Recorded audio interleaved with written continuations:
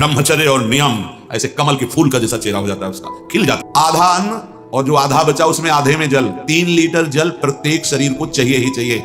उससे शरीर की गर्मी तेजाब लघु शंका से निकलती है और वो कब्ज तोड़ने में सहायक होता है। प्रातः पहला जल बिना कुल्ला किए पीना चाहिए, बिना स्नान आदि किए। शौच के पहले जो हमें जाना है तो हम उसे नियम दिए होना चाहिए कि आप आराम आराम से पी सकते हो, पर गर्म है। और वज्रासन में बैठ के, अभी देखो कब्ज नष्ट होती है कि नहीं। बहुत जिसकी कब्ज बन रही, रोज शाम के गर्म जल या गर्म दूध से बताया है कि आप 1 चम्मच छोटी हर पिसी हुई, 1 चम्मच ईशबगोल की भूसी महीनों लो सालों लो, वो आपकी आंतों को परिपक्व करके फिर ऐसे कर देगा कि फिर आपको औषधि नहीं चाहिए। ये बहुत साधक के बचाव पक्ष की औषधि है। नहीं आप जैसे एकदम कोई ऐसा कड़ा चूर्ण लें तो आपके ब्रह्मचर्य पर घात हो जाएगा। ये सब अनुभव की बातें हैं। जल जो श्वास की, यहां तो बस सावधानी रखो, ये अन्न बढ़ता चला जाएगा आपका खुराक, आपको पदार्थ और अच्छे अच्छे मिलेंगे क्योंकि आप भगवत प्राप्ति के मार्ग में चले हो, कोई कमी नहीं रहेगी। ये मत सोचो कि ये बर्बाद हो जाएगा, नहीं, तुम अपने बर्बाद होने को बचाओ। अगर एक दिन तुमने ज्यादा ले लिया, बच गया है, लेकिन आप अपने उदर में मत डालो। समझो हमारी बात। बहुत से जीव जिसे पाप किसे कहते हैं, जिसे शास्त्र कहता है ना करो, संत जन कहते हैं ऐसा ना करो, वो निषेध पाप कर्म है। ये तो भगवत प्राप्ति की प्रथम भूमिका, प्रथम भगत संतन करी संगा। अब तुरंत बदल गए, उदर की बात कहने लगे। मतलब कितनी खास बात है उदर को ठीक रखना, कितनी खास बात है। दूसरी ही पंक्ति में कोई साधन की बात, पहले साधु संग करो भगवत प्राप्ति के लिए नित्य, और पाप कर्म से मन का त्याग। मन उनका संकल्प ना बनाने पावे, तन से कोई पाप क्रिया न हो, फिर सीधे आ गए भोजन करे। बोले मेरे अनुभव और संतों की आज्ञा इस विधान से भोजन करें। क्या? आधा पेट भोजन करना चाहिए। आप 6 रोटी पा सकते हो तो 3 ही पाए। सच्ची बात मान लीजिए। आप लोगों को अनुभव इसलिए नहीं होता कि आपका हृदय अभी पवित्र उस कोटि का नहीं है, नहीं तो एक कवल बता देगा।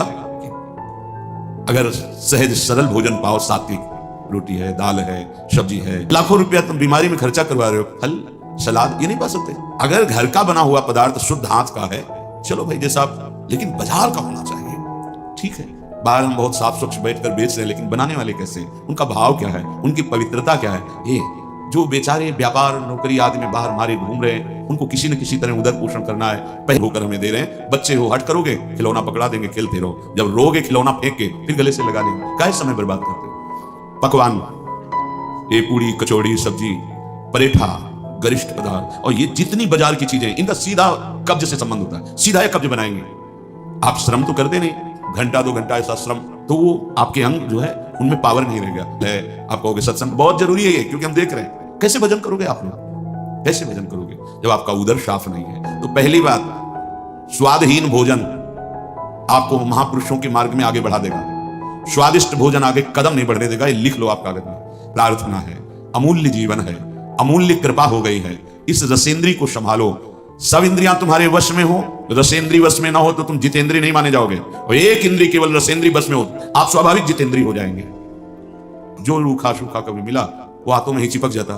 बड़े कष्ट सहे इस विषय के, पर ध्यान नहीं दिया। भगवद आश्रित तो गंगा जी का जल जो है सब औषधियों का स्वरूप, उस समय परम पावन गंगा जल का आश्रित। तो आप लोग इस बात पर ध्यान दें। आप जो बहुत श्रम करते हैं, मेहनत करते हैं, मान लो हमारी प्रार्थना, एक बार जो आपको पाना है, एक बार पुरुषा लो, एक बार नियम बना लो, मुझे इतना, मुझे इतना। हम 20 वर्षों के बाद सदगुरुदेव भगवान कहते हैं, अगर 3 रोटी बनी है तो 1 रोटी प्रसादी में, नहीं तो 2 ही पूरा जीवन हो गया। देखो 2 ही, 2 सिर्फ। अपने हाथ से भोजन की बात कर रहे हैं, भगवान के युक्ताहार विहार से, तो आधा पेट भोजन गिन लो आप, अपनी रोटी और सब्जी और सब। ऐसे नहीं कि रोटी में तो गिन के चल रहा है, लेकिन और अगले पदार्थ जो है वो नहीं। कमी नहीं है हमारे भगवान के दरबार में, और न संसार में पदार्थों की कमी है, लेकिन तुम में कमी हो जाएगी। तुम्हारा जीवन भजन विहीन हो जाएगा। मेरी प्रार्थना मान लो प्यारे, अगर जैसा आदेश हो रहा है ऐसा भोजन, तो भजन का नशा बढ़ने लगेगा। ऐसे ही तो कैसे भजन हो पाएगा, क्योंकि आपको तो अनुभव है नहीं कि इसका क्या प्रभाव पड़ रहा है। आप हंस खेल कर बात करके समय पार कर रहे हैं, इसलिए अगर आप अंतर्मुख हो तो एक कवल का प्रभाव बता देगा आपके चिंतन में कितना फर्क पड़ गया। आधा पेट ही भोजन करना है आपके, आधा जल और आधा छोड़ दे वायु के लिए। यहां जलवायु से तो मतलब नहीं है, पूरा यहां तक पूरा ऐसा, फिर कहेंगे एसिडिटी बन रही, कब्ज बन रही, भजन होगा। ये बहुत आवश्यक है, इसलिए हम इस विषय की चर्चा कर रहे हैं। आप लोग इस पर ध्यान दीजिए, नहीं दोगे तो आपका भजन नहीं बन पाएगा। और आगे सावधानी के लिए करें, 10 मिनट कर लीजिए आप व्यायाम, और 2-3 किलोमीटर पैदल चलिए। और जो इच्छा से जो आपको मिले, रूखा सूखा, आपकी इच्छा नहीं होनी चाहिए। देखो इच्छा नहीं है, इच्छा रहित होकर के कुछ भी मिल जाए वो आपको बांध नहीं पाएगा, पक्का। और अगर पकवान आदि मिलता है तो जितना भोजन पाते थे उससे भी आधा कर दीजिए, कभी नुकसान नहीं होगा। लेकिन हो गया खाते खाते, बड़ा समझो। हम भगवत भजन करने के लिए आए हैं। पूज्यपाद शिवड़िया बाबा जी महाराज जब उनको भगवान नर नारायण ने उपदेश किया भगवान शंकर जी के मंदिर में, उस दिन से वो अध्यात्म स्थिति प्राप्त करने के लिए एक कवल पाते थे, एक कवल सिर्फ 24 घंटे में। ऐसे सूची में थोड़ी देर ऐसे फिर बैठ गए। मेहनत की इन महापुरुषों ने शरीर राग, इंद्री राग, भोग राग, इनको विध्वंस कर दिया, तब ऊंचाई पर चढ़े। भारी आकर्षण कि बड़े वृद्ध सन्यासी भी उनके दर्शन करने जाते हैं, वो 30-32 वर्ष की अवस्था। फिर जो वहां के संत जन थे उनसे उनका रहस्य पूछा कि ऐसी स्थिति कैसे, तो उनका ये अपने हाथ से कभी कुछ नहीं पाते, इनके गुरुदेव देते हैं। वैसे शिष्य गुरु की सेवा करता है, पर इनकी सेवा गुरुदेव करते हैं। कोई कहते हैं एक बार जब परिक्रमा गए थे, देखो देखो वैराग्य प्रधान भजन कैसी उन्नति प्रदान करता है। वैराग्य रहित जीवन में विषय आनंद लेते हुए भगवदानंद नहीं मिलता। विषय आनंद त्यागी को भी भजन का अनुराग और दिव्यताएं आती हैं। तो जो आपको प्रारब्ध से मिले उसमें बुद्धि रखनी। स्वादिष्ट और पकवान पदार्थ ही केवल अगर है हमारे भोजन में, तो जितना भोजन पाते हैं उससे आधा पाएंगे। और निर्भय स्थान दरवाजा बंद कर लिया, कोई बात नहीं करेगा। अब यहाँ तो नहीं कि सांप बिच्छी और मच्छर।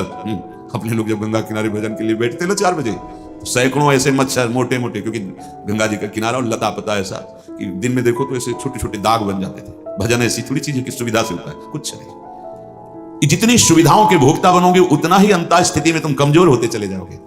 ये सब असुविधा जो भगवान की कृपा से मिली, तो इन सुविधाओं को स्वीकार। ये सुविधाएं हमारे सौभाग्य थोड़ी है, ये सुविधाएं में सुख देने वाली, क्या समझते हो? नंगे पैर पुराने वस्त्र पहन करके चलने में जो हमारे गर्व मिलता था, वो ये गर्व थोड़ी है ये पहन लिया वो पहन लिया। बाबा जी के गर्व का विषय है सार के मार्ग का त्याग करके, विषयानंद का त्याग करके भगवदानंद में चले तो चलो। इच्छा रहित कुछ भी पाओगे, बंधोगे नहीं। पूर्वक जितना पचा सकते हो या जो स्वीकार करो वो केवल होश में विवेक के द्वारा प्रारब्ध के अनुसार भोगा सकते हैं, लेकिन वो भोगवाने के लिए विवश नहीं करेंगे। विवेक के द्वारा आप उनको भोगो या दूसरों को त्याग करके दे दो। तो शांति पद में त्यागात शांति अनंतरम, शांति पद में स्थित